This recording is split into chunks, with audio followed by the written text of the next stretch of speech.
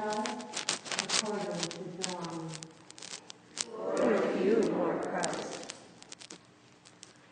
Jesus went to the other side of the Sea of Galilee, also called the Sea of Tiberias. A large crowd kept following him because they saw the signs that he was doing to the sick. Jesus went up the mountain and sat down there with his disciples. Now the Passover, the festival of the Jews, was near. When he looked up and saw a large crowd coming toward him, Jesus said to Philip, "Where are we to buy bread for all these people to eat?" He said this to test him, for he himself knew what he was going to do. Philip answered him, 6 months' wages would not buy enough bread for each of them to get a little. One of his disciples, Andrew, Simon Peter's brother, said to him, "There is a boy here who has 5 barley loaves and 2 fish. But what are they among so many people?" Jesus said, "Make the people sit down." Now there was a great deal of grass in the place, so they sat down, about 5,000 in all. Then Jesus took the loaves, and when he had given thanks, he distributed them to those who were seated, so also the fish, as much as they wanted. When they were satisfied, he told his disciples, "Gather up the fragments left over, so that nothing may be lost." So they gathered them up. And from the fragments of the 5 barley loaves left by those who had eaten, they filled 12 baskets. When people saw the sign that he had done, they began to say, "This is indeed the prophet who is to come into the world." When Jesus realized that they were about to come and take him by force to make him king, he withdrew again to the mountain by himself. When evening came, his disciples went down to the sea, got into a boat, and started across the sea to Capernaum. It was now dark, and Jesus had not yet come to them. The sea became rough because a strong wind was blowing.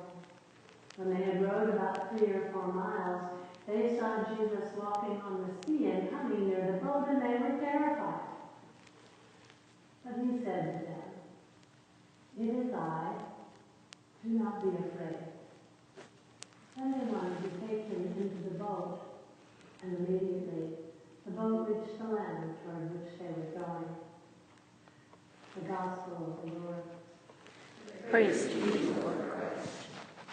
This morning we are treated to a double-header. A gospel double-header of Jesus' miracles, arguably the best known, the biggest, and the most dramatic of all. First, he multiplies 5 barley loaves and 2 small fish into a meal that feeds everyone with leftovers. Then, almost immediately, he walks across the Sea of Galilee to catch up with the disciples who've gone on in the boat without him, on top of the water, in the midst of a storm, in the middle of the night. Today, if we use the term loaves and fishes or walks on water, just about everybody has some idea what we're talking about, whether they're churchgoers or Bible readers or not. From coffee hour after church to a big Thanksgiving dinner or a holiday picnic, we wonder, will there be enough? Will everyone be fed? And when it comes out all right, we say, just like the loaves and fishes. And when some kind of superhuman exceeds all expectations, makes things happen, even when it seems impossible, they walk on water.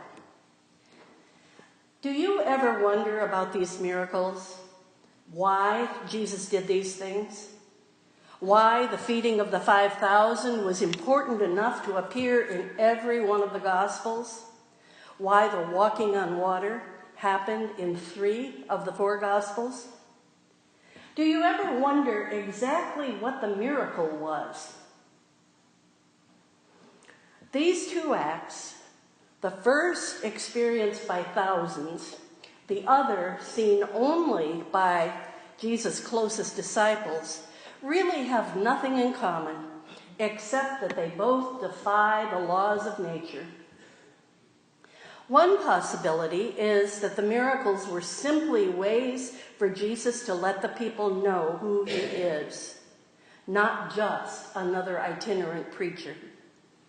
And especially in John's telling, this is a fairly likely reason. John focused on showing how God's power was revealed through Jesus. And the story of the loaves and fishes is the first of 5 Sundays, wait for them, 5 Sundays in the 6th chapter of John, where Jesus talks of the bread of life.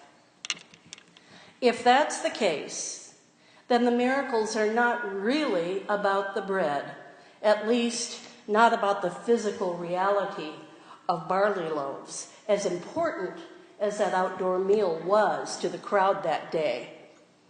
It's another kind of bread, another kind of feeding, beyond that of our bodies alone. There is a danger in this kind of familiar story. We may think we know it inside and out, that there's nothing more to learn, nothing beneath the surface.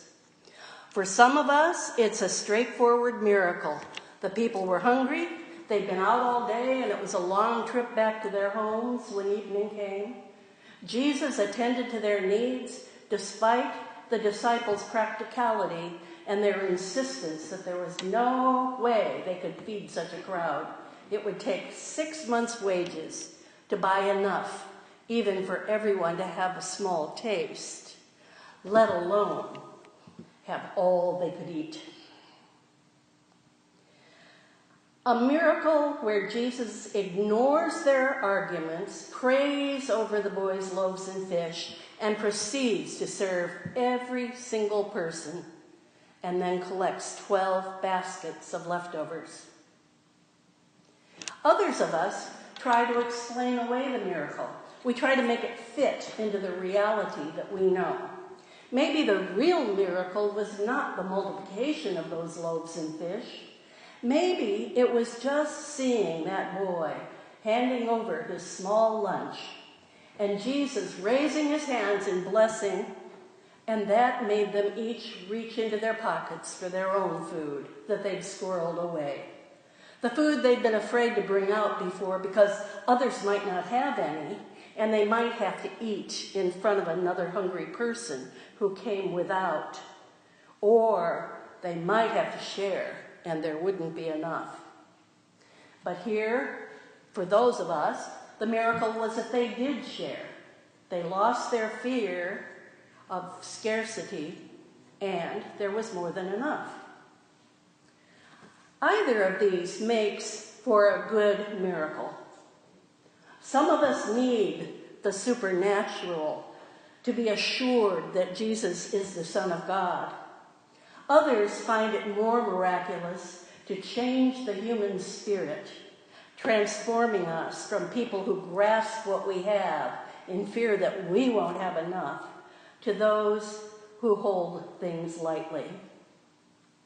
In any case, this is a story about scarcity and abundance.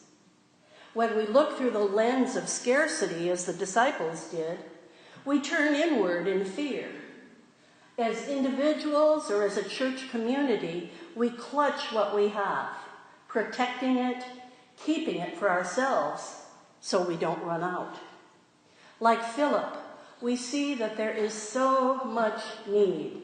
There's no way our resources could stretch beyond a drop in the bucket and truly make a difference.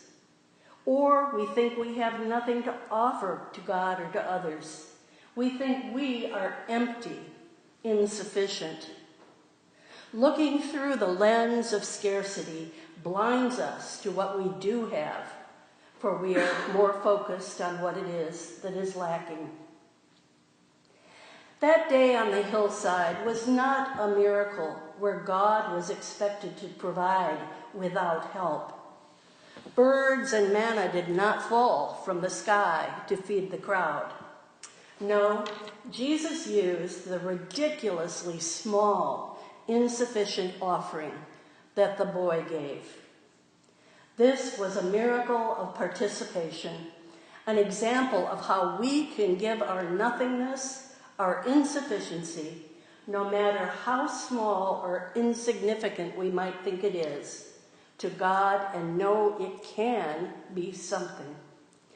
It's an example of what it means to follow Jesus, of opening our hands and our hearts to others, feeding God's sheep with food for the body and food for the soul, the bread of life.